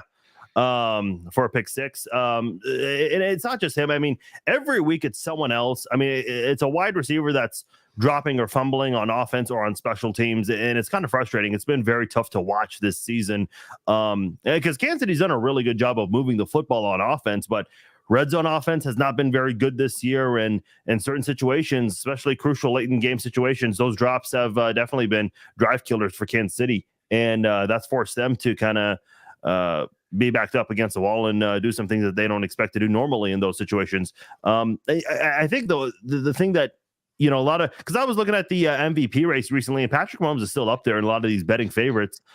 Sure, some of that might be projection and whatnot, but I'll say this: in 2021, the Chiefs' offense got off to a very slow start, and they were far worse that year. They started 3-4, and some people out there did write them off. And if you look at So, and I was actually studying some of the game film recently from that year. You're kind of seeing some of the similar issues today, where Patrick Mahomes has some wide open players and is not getting the ball to them. He's been missing some guys wide open, not getting the ball to them. And I think if he trusts those receivers a little bit more, you'll start seeing a more dynamic offense. It's not going to be like, having Tyreek Hill and Sammy Watkins, that kind of style of offense, but enough to be able to move the ball and start scoring more points, because that's definitely been an issue for the Chiefs this year. Farzine, John and I were just talking about this, that the Eagles running game hasn't been as good this year as it was last year. And we agree that the main reason is Jalen Hurts is just not a running factor. He's either been dictated to by the organization. Listen, you're a $250 million guy. You can't be putting yourself at risk. Or the last 3 or 4 weeks, he's had a legit knee injury that he's been dealing with. But his inability or the team's decision to not have him part of the running game has hurt everybody else. Patrick Mahomes is one of the better under the radar, make a play with his legs quarterbacks in the league. Made a pretty big one in the biggest game of the year last year at the end of the season too, by the way. If I don't think Eagle fans have forgotten that. Am I overstating that? Or could that be a factor in this Monday night game, that Patrick Mahomes, if the Eagle rush comes flying in and he steps up and the field is open, do you think he'll take off, and can he make a 20-plus yard play with his legs? Yeah, he's certainly got a chance. I know Andy Reid, the way he designed some of these schemes here, he'll try to put Patrick Mahomes in situations where, there's always a plan in what to do, who to get the ball to. But if that plan's not there, go to plan B, go to plan C, look at your second, third reads, whatever. But if those are not there either, and if there is a wide open lane, yeah, you got to take it. And Patrick Mahomes is certainly capable of getting those big plays there. You did mention what he did in the Super Bowl late in the game, to try to help the Chiefs get closer to the end zone, and eventually got that game-winning field goal. But, I think that's more of a, plan, one of the lower tier plans, because the Chiefs offense, they want to get the passing game going, try to eliminate the drops, try to get into the end zone more, because they haven't been doing a lot of that. The defense has been really the MVP the first 9 games for the Chiefs. And look, I know a lot of people try to use that against Patrick Mahomes' case and all, which I understand. I mean, he's not having a superb season, but Patrick Mahomes has carried this defense for so many years. His first year starting, the defense was ranked 31st in the NFL, and they were essentially an offsides away from a Super Bowl, as I'm sure a lot of people remember. So, now it's the other way around. But Patrick Mahomes, after the Chiefs beat the Dolphins in Germany, he did an interview with Peter King, I believe it was, and he said that, hey, promise you, we're going to get this offense going. We're going to get it fixed. Our defense is playing well. They've been playing lights out, and we got to start matching that level of play, and we'll get that taken care of. And I think, going back to 2 years ago when I mentioned the slow starts and the struggles that year, they eventually got going. And so do you have Tyreek Hill, Juju Smith-Schuster? No, those guys are gone, obviously. But at the end of the day, Patrick Mahomes is just not a guy you can ever count out. And, Andy Reid as your head coach, Travis Kelce, of course, doing his thing, you can definitely expect the offense to start to improve in the second half of the season. Yeah, you mentioned a little bit there, Barzine, that the shift in sort of mentality. Anytime you think about Andy Reid, and certainly since Patrick has gotten there, those two teamed up, you think offense, and you think how great that Kansas City offense has been. And this year it's been the defense that's been the better of the two groups. And in the past, it's been, all right, if Spags can get to third down, third and long, he's going to, unfurl some unique stuff and make it really difficult. They would tend to get better in the second half of the season. They're just flat out good on defense this year. Everything. What has changed for the Chiefs? Why have they turned the corner on that side of the football? Yeah, that's a really good question. I think the secondary has really been impressive. You look at some of the young guys they drafted last year, and I'll say this right now, going into last year, that was a big concern of mine because the Chiefs had very little veteran experience at that cornerback position. Guys they drafted last year, such as Jalen Watson, Nazeed Johnson, who unfortunately unable to play this year due to injury, Josh Williams, their first-round pick, Trent McDuffie, who's been playing very good football this year. These are not guys who thrive statistically, but they're really doing under-the-radar type of things in that secondary to kind of shut it down. The way that this secondary has played, especially at the quarterback position. And then the safeties, Justin Reid, who I think is an underrated safety, very underappreciated, even here in Kansas City, I would argue. He's been playing very good cover football.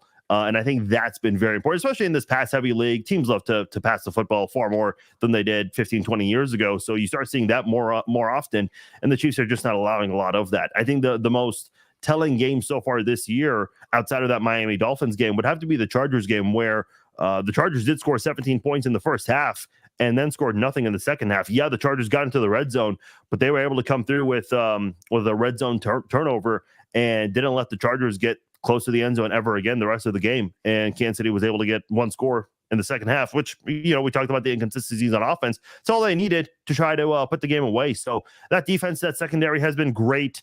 L'Jarius Sneed has yet to allow a touchdown this year. Trent McDuffie, I mentioned, he leads the NFL among all defensive backs in forced fumbles. The one he had 2 weeks ago got a lot of attention because it was against Tyreek Hill, his first game against the Chiefs since being traded. And then the defensive front, Chris Jones. I don't need to get into it. Everyone knows about Chris Jones and what he's doing. George Karlaftis making that second-year leap. He's been very good. The surprise on that defense would have to be Mike Dana at the defensive end, opposite of Karlaftis. He did a good job filling in for Charles Omenihu during his 6-game suspension. And the linebackers, Drew Tranquill, coming in from the Chargers. He's been a very pleasant surprise. I shouldn't say a surprise, but he certainly stepped up in Nick Bolton's absence, which a lot of people were concerned about. Sure. This defense has just been great all over, which has been fun to watch for Chiefs fans this year. One of the categories that the Chiefs lead the league in offense, and it's not all that many this year, which is kind of puzzling to say with Patrick Mahomes at the quarterback, but it's the truth, is they're the least sacked team in the NFL. Mahomes has only been sacked 12 times this year. Who gets credit for that? The offensive line, Mahomes, Andy Reid, and or Matt Nagy in his system. To only be sacked 12 times in 9 games, they're doing something right. What is it? The Chiefs do have a good interior offensive line. Their offensive tackles, I wouldn't say they're they have been great. Statistically, I saw a stat out there, and I don't know where it came from, but I just saw a screenshot of it where the offensive tackles have a blocking percentage of 90% or above, which was a little bit of a surprise to me. Jawan Taylor, I know he's got a lot of attention early this year because of the way he lined up and whatnot. But he seems to have figured it out, even though he's doing the same thing. He's not getting penalized for it anymore. But he's had a good win blocking percentage there. Donovan Smith, the newcomer, filling in for Orlando Brown, who's now at Cincinnati. Chiefs let him walk because Orlando Brown led the NFL in QB pressures allowed last year, which still, Mahomes found a way to avoid getting sacked so much. And I think, to answer your question, I think some of that is really on Mahomes.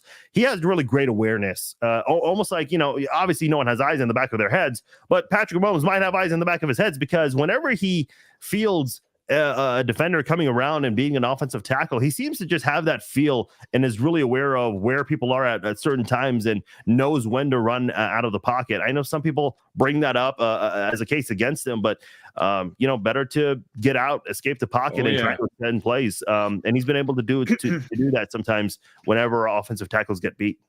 It's actually been a story here, Parzine, in Philadelphia as well, but the turnovers, typically when you're a very good team, you have a good turnover ratio. The Eagles are underwater. The Chiefs are even farther underwater at -4 on the season. Typically, as I said, that's not the case for winning teams. Have the Chiefs been able to overcome that? And is Andy really focused in on turning that around in the second half?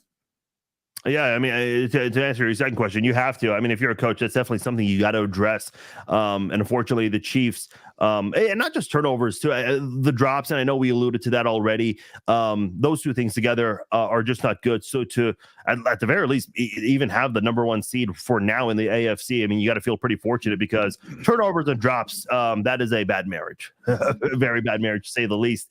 But how do they survive? I don't want to sound like a broken record, but that defense really has carried the Chiefs, especially in the second half of games this year. The inconsistencies with the offense has been very frustrating because that's not something we're used to. When you have Andy Reid as your offensive guru and you have Patrick Mahomes, Travis Kelce, a very good interior offensive line, the wide receivers, we're still kind of waiting for someone to have that breakout game. Sky Moore, I think the window of opportunity for him is closing. He has not really made the most of his opportunities. I think Rashee Rice has really picked it up, but even then, he's had his struggles with drops and route running. Justin Ross, even when he got an opportunity, he was dropping passes. And right now, he's dealing with a legal matter. He's on the commissioner's exempt list, so we're not going to see him anytime soon. So the Chiefs are still kind of waiting for that offense to pick up. And, at the end of the day, I'll stick to what I said. I think if you have those guys, Mahomes, Kelce, Reid, you trust that at some point they're going to pick this up, especially with the playoff race heating up right now. All right. It's become a pretty big story here in Philadelphia. It's become a pretty big story nationally. How big a story is Travis Kelce and Taylor Swift in Kansas City? How is it playing there as compared to everywhere else? Because it is as big a story as it is. Is it all positive in Kansas City, or some people questioning him going to South America on his bye week to go hang in the concert and her rewriting the words to her song to include her new boyfriend in it? How big a story in KC is it? It's a huge deal. I don't for any baseball fans, I remember when the Royals are historically a bad team, but I remember in 2014 or 2015, excuse me, Eric Hosmer, the former Royals first baseman, he started dating a model who was previously engaged to Aaron Murray, who was drafted by the Chiefs. Yeah, she used to work here in Philly. Yeah. You guys know her very well. Villanova. What's her name? Damn, I can't remember. And I know her. Casey McDonald and Eric Hosmer. I think they were in San Francisco for a weekend, and they took pictures together, and that was the number one story on the Kansas City Star's website. So this isn't LA or a TMZ type of city, but we're not used to those kinds of things. So for the hottest singer to be dating Travis Kelce, who's had a phenomenal 12 months with the Super Bowl win, Saturday Night Live, the podcast with his brother, which obviously you guys know very well of just as much as we are. He's had quite the 12 months. There are some people who are annoyed with it, and it's funny because I run a Facebook page, a lot of it dedicated to Chiefs talk. Whenever I post about Taylor Swift, there are a lot of people who complain, "Hey, let's stick to football." But it's honestly the topic that gets the most engagement. I posted a picture of Taylor Swift and Ed Kelce, Travis and Jason's father. It blew up. It's just a picture of them hanging out after a game, I think. So it's a huge deal, I guess. It's weird to have the biggest name in music to be dating a Kansas City Chiefs player. We're still not really used to the fact that this team is getting the coverage it's getting, and now even more so because of Taylor Swift. If you told me this 10, 15 years ago, I would have said you're insane. There's no way that would ever happen here in Kansas City. Now, I have a different question in that same vein with Taylor and Travis. Now, I think a lot of fans, and I know a lot of fans, don't know you have to give the players time off during the bye week. You have to give them 4 consecutive days off. You have to have they have to be over the weekend at least. And when you're good, it's really hard to play hard ass and say, you got to be back in the facility as quickly as possible. And both the Chiefs and Eagles are obviously very good. Are there people, if the Chiefs lose, that say Taylor Swift is killing the Chiefs season? Because I'm sure there is. I'm sure there are knuckleheads in that vein. The stats prove otherwise. I don't have it in front of me, but when Taylor Swift is not in attendance, Travis Kelce has a really quiet game, a bad game. He's trying to show off. I see. When she's there, he's playing lights out. In fact, in the game against the Chargers, he was very close. He was on pace at one point to break the single game record for most receiving yards by a tight end.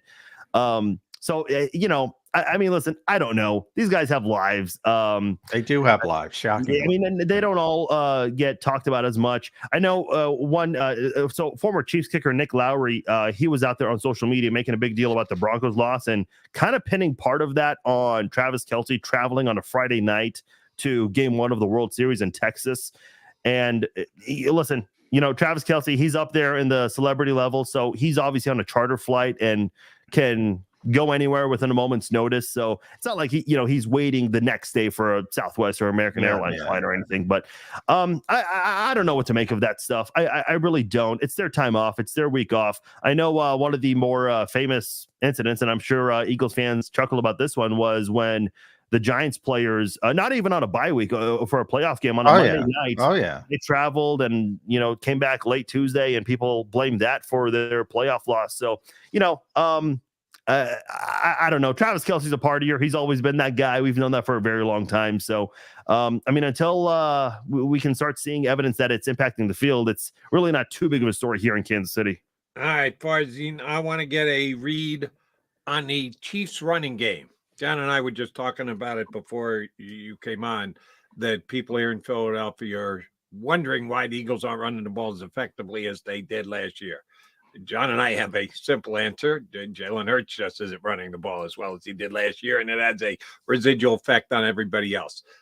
Last year in the Super Bowl, Mr. Pacheco, the former Rutgers guy, local guy, was a pretty key contributor to the Chiefs being able to win that game. How has he played this year as compared to last? Are they doing anything else in the rushing game? Is it all him? Clyde Edwards-Helaire has been a disappointment for me. I thought he was going to be a real nice player when he came out of the draft from LSU. Hasn't really done that in the NFL. How is the Chiefs running game coming into this matchup with the Eagles? Chiefs running game, if you just want to look at stats, I know they're below league average there, but people here love Isaiah Pacheco. He has played really good football. This guy almost went undrafted and really has been that spark that Kansas City needed at the backfield, which is interesting because this is always going to be a pass-first team. And Isaiah Pacheco, as good of a running back as he is, a very tough physical running back too, not afraid of contact. Yep. The one big complaint everybody has is, why in the hell do the Chiefs not run the ball on 3rd and 1? And not just, not running the ball, the plays they design that don't even make sense in 3rd and short yardage situations. So, for example, against the Miami Dolphins, you just need a yard to pick up to potentially put the game away and not give Miami an opportunity. Andy Reid calls a pass play, and Mahomes is throwing the ball out of bounds. So not only do you not run the ball, but you stop the clock and you essentially take a timeout for the Dolphins and give them ample time to really try to put together a comfortable drive down the field. So I think that's really not a complaint about Isaiah Pacheco, but man, it's just, run the ball a little more, because whenever the Chiefs do that, you do see good things happen. And I'll throw Jerick McKinnon's name in there. I know you mentioned CEH, but Jerick McKinnon really came alive late last year. He won AFC Offensive Player of the Month, the last player to do that in the regular season. And he's looked really good the last 2 years late in the seasons. The Chiefs are really saving him for the second half of the seasons, because that's when they really get the most out of him, especially in the passing game. So I was going to say, he's an out of the backfield guy. How many times what's the average? Like less than 2 runs per game? Yeah. He whenever he runs the ball, we don't see a lot of that. Even last year, I think the Chiefs like to use him more in the passing department and far more than the rushing. Isaiah Pacheco has really handled a lot of the rushing duties, but I think with the second half of the season coming up for both teams, I think you'll expect to see the Chiefs to start to use Jerick McKinnon more. Wouldn't surprise me if he was a big part of the game plan Monday Night Football. Yeah, Andy, in the running game, we've heard that a time or two here in Philadelphia. If Andy's got his druther, he's going to throw the football. But I will say it's a bye week, so we also know about Andy Reid coming off a bye, 13-1 here in Philadelphia. I think he's 8-2 in Kansas City. Did he let you guys in on his secret why he's so good coming off a bye? Yeah, that's a really good question. No, we don't really have the machinations as to how that all works out. If I had to take a guess, I think a lot of it is really just the way he studies the game and tries to draw up certain plays. Not that other coaches don't do that. Of course they do. But I think with Andy Reid and, you didn't see it with Matt Nagy in Chicago. You saw some of it with Doug Peterson in Philadelphia and now in Jacksonville, although Jacksonville's kind of struggled in the past few games.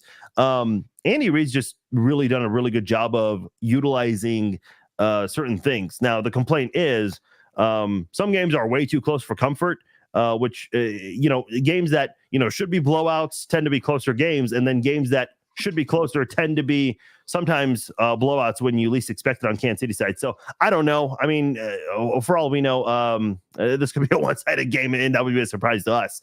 So Andy Reid's always got his secrets. He never reveals them.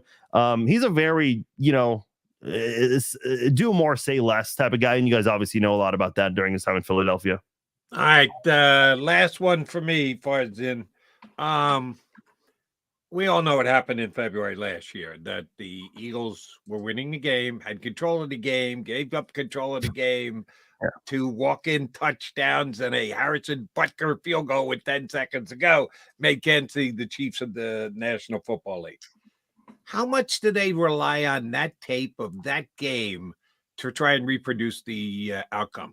Is it now the 2023 Eagles against 2023 Chiefs and last year's Super Bowl is ancient history, or do they use that? Do they have that as a tool to go, hey, here's what we did, here's what worked, here's what we could reproduce?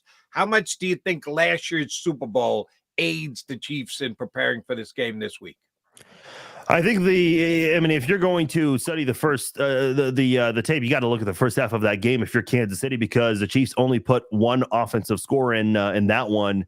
And obviously, I know Patrick got hurt late in that first half, re-aggravated that ankle injury, but really came alive in the second half where they scored on every drive. And I know you guys were talking a little bit about that earlier with, not being lined up correctly, but they still got that score to work out close to the end zone. You got to study that first half and figure out why were things not working early on and why the Eagles had a 10-point lead at halftime, and try to figure all of that out, find the secret recipe, see what worked, what didn't work, and try to apply that, because you can't afford a slow start anymore. The schedule is getting tougher for the Chiefs, starting with Monday night against Eagles. So it's important for this offense to get off to a much better start compared to how they played in Super Bowl 57, as well as some of the games this year where the offense has really stalled in a lot of their drives. And I think, I think a lot of people, even in Kansas City, might be surprised if you start to see the offense pick it up, especially against a good Eagles team. But this is the week where it's really got to start to be put together and start happening, make things happen. Yeah, I would study the second half, Barzine. Just keep doing that. That's the way I'd go about it. At Barzine21, make sure you follow Barzine Basugian. Hopefully I got that right. On X, Twitter. Does a tremendous job covering the Chiefs, one of the best teams in football. And I've talked about this a lot. Obviously, it's a big game because Super Bowl 57 rematch. Yeah. But if you're being honest, Barzine, all right, if the Chiefs lose, it's an NFC team. If the Eagles lose, it's an AFC team. Tiebreakers, you always want to win a game because you want to be the number one seed. Both teams have to keep going in a positive direction. But this is not a devastating loss for either.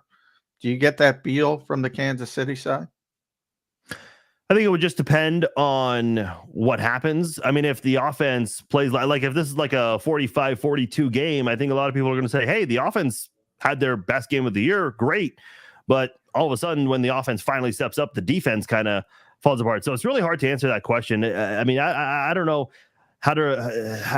what would have to happen to maybe feel like this would be a moral victory, which, I think neither fan base really wants that. And I mean, that's obviously not the standard. To me, when it's, mid to late November, this is where things really start to heat up and one loss can feel like a huge deal. What's the gap in the NFC between 1 and 2 right now? Well, just one game. One game. Lions are one game behind.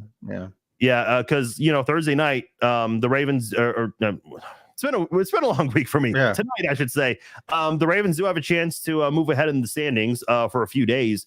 So, it's going to be a really tight race down the stretch. Kansas City's been in this situation before where they're always competing for a number 1 seed or a number 2 seed back when, the number 2 seed had more value with a bye week. So they've been in this position so many times. And listen, it's a huge deal. The fact that the Chiefs have hosted the AFC title game 5 years in a row, because they never did before.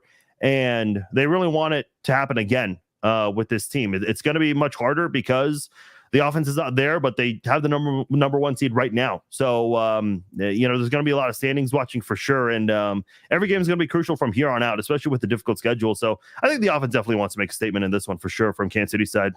All right, Farzine, I would say that Patrick Mahomes, over the course of his career, which is still in the young stages, if he's going to be a guy who's going to stick around for 15 years, which I think he will, has exhibited the clutch gene. I bring this up from time to time, either here on my radio shows, that you can't teach the clutch gene. Either you have it or you don't have it, and I think that Patrick Mahomes does.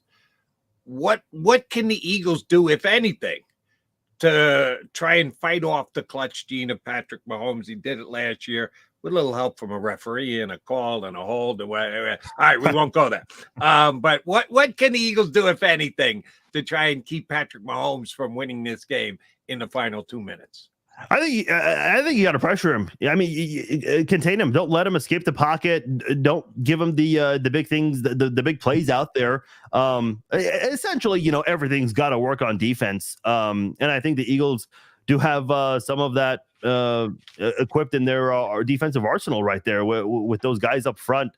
People still talk about the fact that Jaylen Carter, like, how the hell does he end up in Philadelphia? I don't know. I've been talking about it for months. The NFL should be ashamed of themselves. No, I mean, it's the Eagles. I think they're as good of a team as any to try to nullify some of those things that Patrick Mahomes is capable of. I think they did some of that in the first half, which is why I was saying the Chiefs need to study that and try to figure out how to improve on some of those things.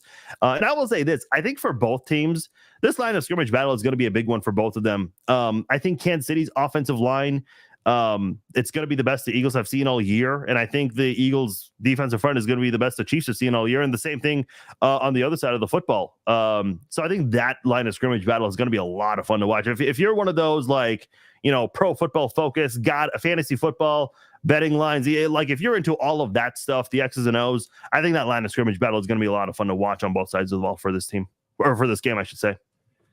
Farzine, great having you join us. We appreciate it. Check out his podcast, Chief Zone, where you get your better podcasts. You're taking a little bit of a heat here on the stream for wearing the Kansas City garb, but hey, swag is swag is swag. More power to you, buddy. Appreciate you jumping in with us today. Enjoy the game on Monday night.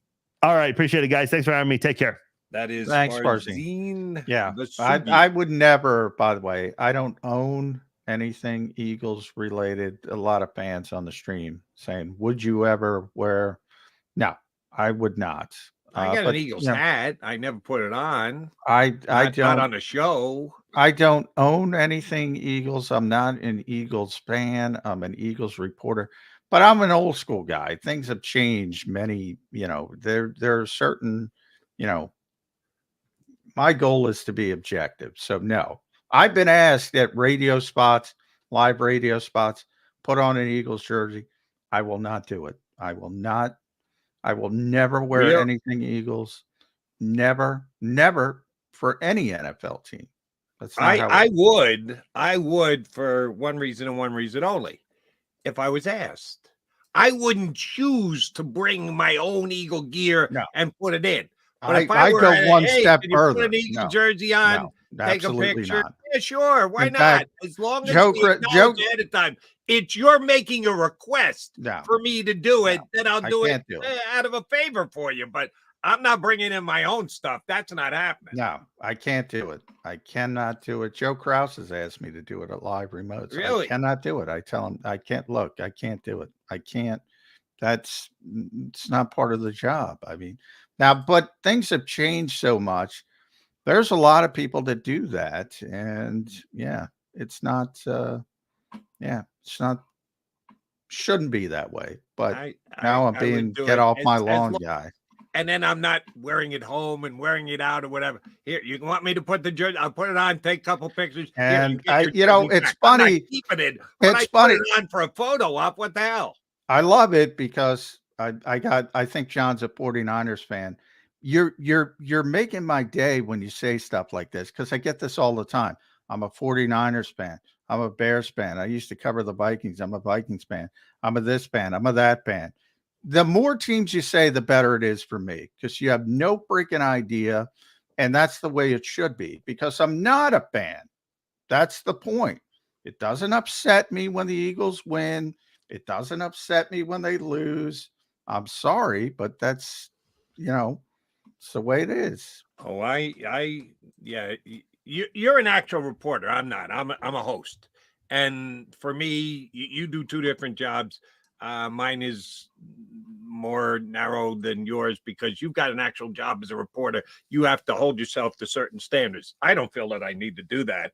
And I'll readily admit that I'm a fan. I'm a Jet fan first. The Eagles are my favorite NFC team. But when I come on the air here, I try this, and I know that I've got a couple of guys. My buddy Dominique is going to jump out and tell me that I'm lying through my teeth. But I'm telling the honest to God truth. I'm looking right into the camera. Every time I do a show, I try and put my rooting interests aside. I don't wear my rooting interests on the sleeve when I'm hosting a show. Off the air, yes.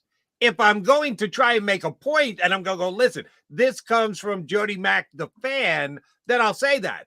But I do not allow my rooting interests to affect the way I do a show, be it on the radio or here on Birds 365. That I don't do. That I'm kind of like you, that I have certain standards that I'm going to keep, and I don't compromise them. There's some of the people on the stream here call me a hater because I don't take out the pom-poms and wave the Eagle pom-poms the way that they, I guess, want me to. That's not happening. That's not the way I do this show. But you want me to throw an Eagle jersey on for a photo op? Come on, I'll put an Eagle jersey on tomorrow. Some people think I hate the Eagles. Some people think I love the Eagles. I get, you work for the team when I say something positive. When I say something negative, you're a hater.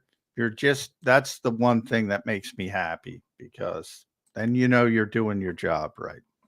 That's John. I hold you in pretty damn high esteem because of the way that you do your job, both writing for SI and JAKIB Sports, and also here on Birds 365. All right, quickie timeout. Come back. We're gonna put a bow on the show here on Birds 365.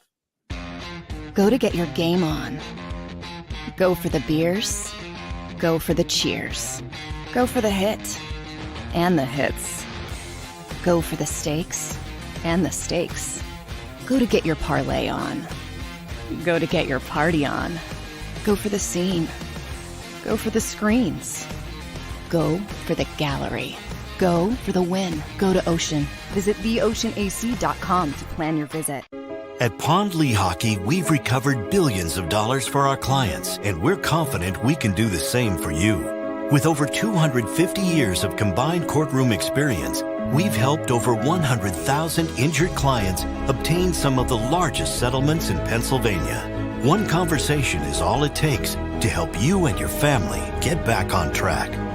If you've been injured in an accident, give Pond Lehocky a call. They're carving them up, and good play calling along the way. First and goal at the 6.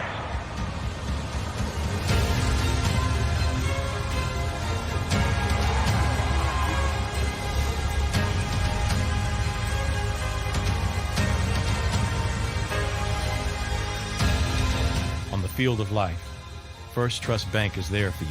Champions on 3. 1, 2, 3. Because Philadelphia dreams deserve a Philadelphia bank.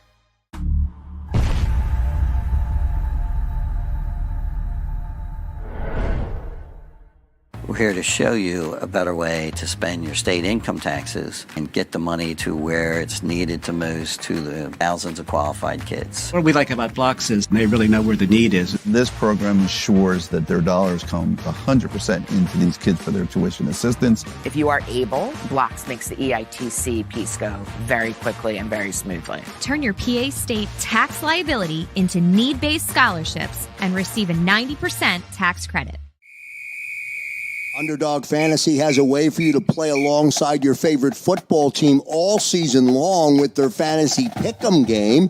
You pick between 2 to 5 players, select whether they'll go higher or lower on one of their stats, then do what you usually do on a Sunday. Watch the games. You can win up to 20 times your money in a single game by going 5 for 5. It's a fantasy game, and the Sports Betting Show wants you to get involved. Go to UnderdogFantasy.com. When you sign up, use the promo code WIN, and Underdog will double your first deposit up to $100. That's UnderdogFantasy.com. Use the promo code WIN. Do you stream on a Roku, Fire Stick, Google TV, or Apple TV? Now you can watch 6ABC 24/7 with the 6ABC Philadelphia streaming app. For the big story on Action News, search 6ABC Philadelphia and start streaming today. EAGLES, Eagles.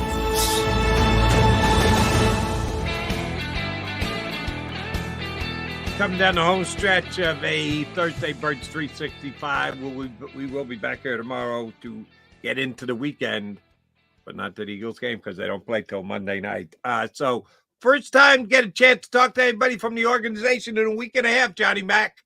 You get the coach before or after practice today? Before 12:15, Nick Sirianni, little locker room before practice, then practice 2:30ish, I believe. I have to double check. Even getting to talk to Andy Reid today. Andy's old school. He's doing a conference call. Most coaches don't do that anymore. Mike McCarthy did it. It's funny. We haven't had a conference call with an opposing coach all year. Mike McCarthy did it. Andy Reid does it. Man, these young coaches suck, Jody. The old school guys give you a little bit more access.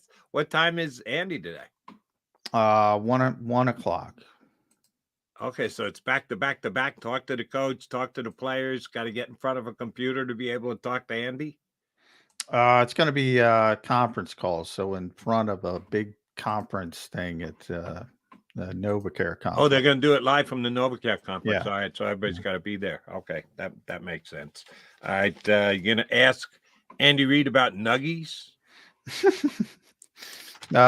Probably more about the bye week than the Nuggets. We know he likes nuggets. Yeah, he's pretty good in those State Farm commercials with his quarterback. He's actually pretty funny. All right, brother, have a safe trip over to South Philly. I got one more showing me this week before we get a weekend in before Eagles football. You in? Yeah. How about that? 2 weekends in a row without Eagles football. Monday Night Football, Chiefs, Eagles. Yeah. Yeah. Pretty big deal. Yeah, I can't stand. I like to have the team that I got to pay the closest attention to playing on Sundays. That's just me. I know Monday night. You know me. I want Sunday at 1 o'clock. You're not getting that, but you can't complain because you had Sunday at 1 o'clock. You were in front of your TV watching mediocre other football teams. Oh, mediocre is being kind. But hey, 2 best teams in football. Can't go wrong with that. That's what we're looking forward to Monday night. But first things first. Birds 365. We'll be right back here tomorrow. We invite all of you to rejoin. Thank you very much for streaming in today. Be back here in 2 and 2. You've been listening to Birds 365, the destination for the passionate Eagles football fan who bleeds green. If it's Eagles football, we're talking about it. Debate, inside the locker room, and guests that are some of the greatest football minds from around the region. We hope you enjoyed the show. We know we had a blast. Make sure to like, comment, and subscribe, and we'll be back soon. But in the meantime, hook up with us on social media at JAKIB Sports. See you next time on Birds 365.